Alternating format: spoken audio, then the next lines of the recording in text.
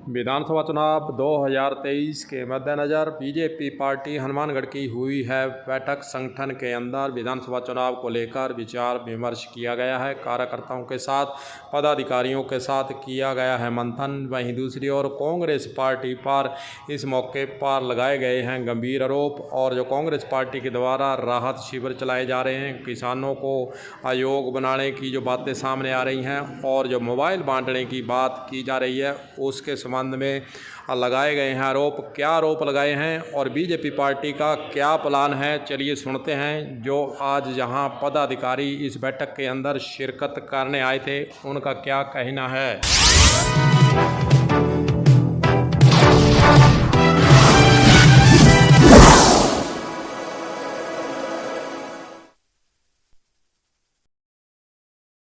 तारीख तक बूथ विजय संकल्प अभियान कार्यक्रम रखा गया है, जिसमें हमें हर बूथ का सत्यापन करना है। प्रदेश से कोई न कोई पदाधिकारी, कोई न कोई वरिष्ठ नेता हर विधानसभा में जाकर इन बूथों का सत्यापन करेगा।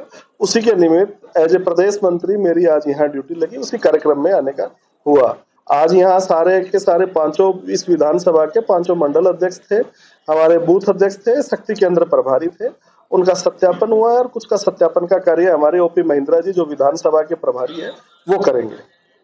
हमें आपने देखा होगा कि किस प्रकार इस कांग्रेस सरकार ने लोगों को ठगने का काम किया है, लोगों को बहकाने का काम किया है। आपने देखा होगा कि पहले गहलोत साहब सिर्फ घोषणाएं करते हैं, और वो भी घोषणाएं करते हैं जब सरकार का कालखंड पूरा होने को समय होता है, उस समय करते हैं। 5 साल आराम करते हैं, अपनी सरकार को होटलों में रखते हैं। आज भी आप देखिए कि उन्होंने पहले बिजली के बिल माफ करने, बिजली में 200 यूनिट तक की बिजली माफ करने की बात कही। उसके बाद में भी बिलों को आप देख रहे होंगे, आप सबके घरों में भी बिजली के बिल आते होंगे, वो डबल ट्रिपल के रूप में है। और अब कहा कि हम इनका भी सरचार्ज माफ करेंगे। दूसरा, अभी मोबाइल की बात कर रहे हैं। मैं कहता हूं बहनों को मोबाइल से ज्यादा बहनों की सुरक्षा की ज्यादा आवश्यकता है। आज इस देश में पूरे राजस्थान में बहनों की हालात सबसे ज्यादा खराब कहीं है तो राजस्थान में है। आज कहीं बहनों के टुकड़े करके उनको भट्टी में जला दिया जाता है, कहीं उनके शव को विक्षिप्त करके उनको किसी नाले में डाल दिया जाता है, कहीं गैंगरेप हो जाता है, कहीं कुछ हो जाता है। दिन में इस प्रकार की घटनाएं पूरे राजस्थान में पहली बार हो रही है। और ये इसलिए हो रहा है कि सरकार का लोगों में विश्वास खत्म हो गया, पुलिस का विश्वास खत्म हो गया। आज जो अशोक गहलोत की योजना है जो लागू कर रहे हैं आप, ये योजनाएं नहीं है, ये गहलोत के गुब्बारे हैं जो सिर्फ हवा में उड़ेंगे, लोगों को दिखेंगे। ये इनका काला जादू है। इस काले जादू से बचने का काम करना है। और आपने देखा भी होगा कि 2018 में आपके हनुमानगढ़ में ही राहुल गांधी जी ने कहा था कि 10 दिन में किसानों का कर्जा माफ कर देंगे। ये गहलोत साहब की घोषणाएं भी राहुल गांधी की घोषणाओं की जैसी घोषणाएं हैं, इनमें कुछ नहीं है। सिर्फ और सिर्फ लोगों को पागल बनाने का काम है। फिर ये कहेंगे इस दिन से लगेगी, फिर कहेंगे आचार संहिता लग गई।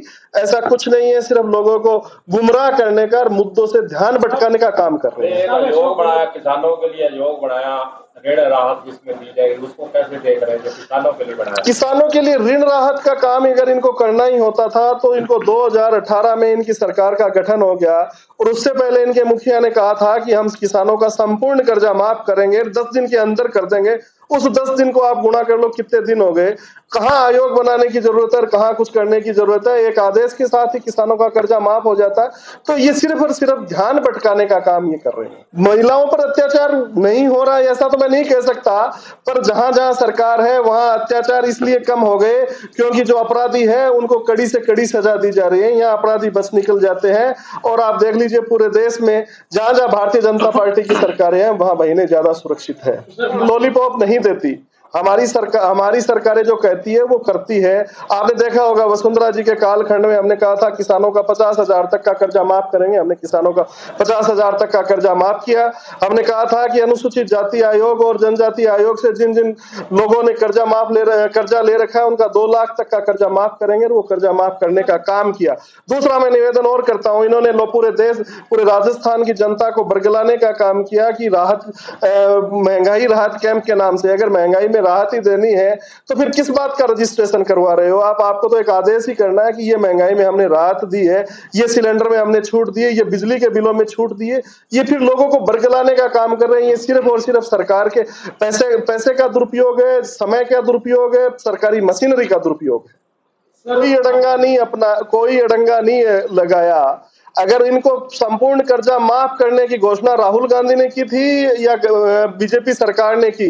जब इन्होंने संपूर्ण कर्जा माफ करने की बात कही है तो केंद्र सरकार को बीच में लाने का तुक क्या होता है? इनको करना है तो केंद्र सरकार से बात करे कि साहब हमें हाथ जोड़ी है कि हमें ये कर्जा माफ करना है, तो केंद्र सरकार सोचेगी, भारतीय जनता पार्टी के लोग सोचेंगे। हमने जो कहा था कि हम किसानों का इतना कर्जा माफ करेंगे वो हमने किया था, डंके की चोट पे किया था। कह रहा हूं ये भारतीय जनता पार्टी और केंद्र सरकार सोचेगी।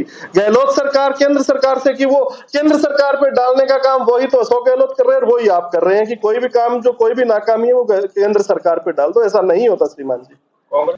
बीजेपी के नेताओं का यही कहना है कि कांग्रेस पार्टी के द्वारा जो राहत शिविर लगाकर रजिस्ट्रेशन की परंपरा को लागू कर एक तरह से लोगों के साथ धोखा करने का काम किया जा रहा है। अगर राहत देनी है तो सीधा ही राहत दी जा सकती है, लेकिन मात्र कांग्रेस पार्टी के द्वारा लोगों को मूर्ख बनाने का काम किया जा रहा है।